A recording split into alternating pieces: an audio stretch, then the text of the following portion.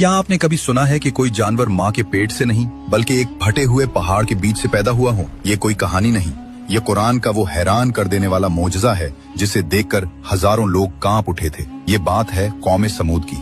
उन लोगों को अपनी ताकत पर इतना घमंड था कि ये बड़े बड़े पहाड़ों को काट कर अपने महल बनाते थे।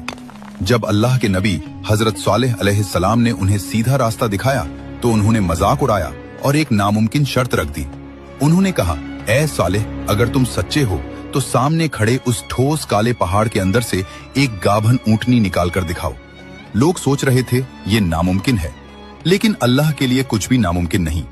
जमीन हिली, पहाड़ फटा और सबकी आंखों के सामने पत्थर के अंदर से एक जीती जागती ऊंटनी बाहर आ गई। ये नाकतु अल्लाह थी, यानी अल्लाह की ऊंटनी।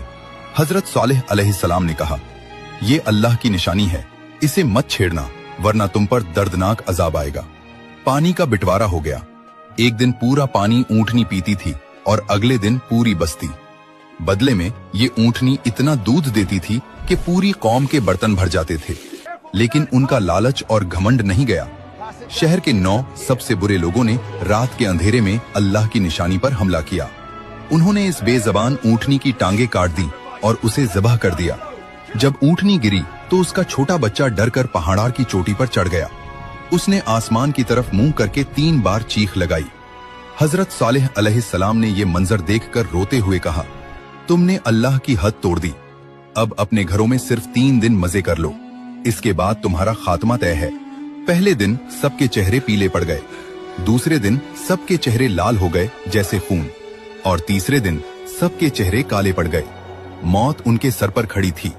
चौथे दिन सूरज निकलते ही एक ऐसी चिंगाड़ आई जो जमीन से नहीं आसमान से आई थी। वो आवाज इतनी खौफनाक थी कि लोगों के दिल उनके सीनों के अंदर ही फट गए। जो लोग पहाड़ काटकर घर बनाते थे, आज वो अपने ही मजबूत घरों में लाशें बनकर गिर गए। न उनकी ताकत काम आई, न उनका पैसा। अल्लाह हमें हर किस्म के घमंड से बचाए।